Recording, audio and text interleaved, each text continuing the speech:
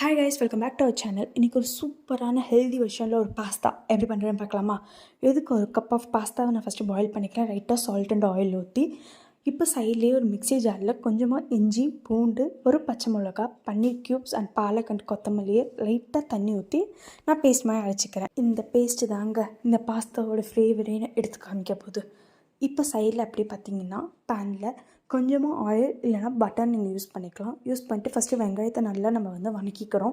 அப்புறம் லைட்டாக தக்காளி போடுறோம். தக்காளி போட்டோன்னே உங்களுக்கு பிடிச்ச எல்லா வெஜிடபிள்ஸும் நீங்கள் ஆட் பண்ணலாம். நான் இன்றைக்கி just capsicum and 2 type of cabbage மட்டும்தான் ஆட் பண்ணுறேன். லைட்டாக சால்ட்டு, கொஞ்சமாக 1/2 டீஸ்பூன் கரம் மசாலா ஆட் பண்ணி நல்லா கிண்டிக்கிறேன். கிண்டினதுக்கப்புறமேட்டு நம்ம அரைச்சி வச்சுருந்தோம்ல அந்த பேஸ்ட்டை ஃபுல்லாக ஆட் பண்ணிட்டு நல்லா வதக்கிக்கிறோம். ஒரு கொதி வந்தோடனே ஃப்ரெஷ் க்ரீம் வந்ததுன்னா நீங்கள் ஆட் பண்ணிக்கலாம். இது ஆப்ஷன் தான். அதுக்கப்புறமேட்டு நம்ம பாஸ்தாவை போட்டு கிண்டோன்னு வச்சுக்கோங்களேன், நம்ம பாஸ்தா ரெடி. இதோட டேஸ்ட்டு சூப்பராக இருக்கும். இதே மாதிரி நீங்களும் ட்ரை பண்ணி பாருங்கள். அண்ட் எப்படி இருந்துங்கிறத கமெண்டில் சொல்லுங்கள். வேறு எந்த மாதிரி டிஷ் வேணுங்கிறதை கமெண்டில் சொல்லுங்கள். பாய்.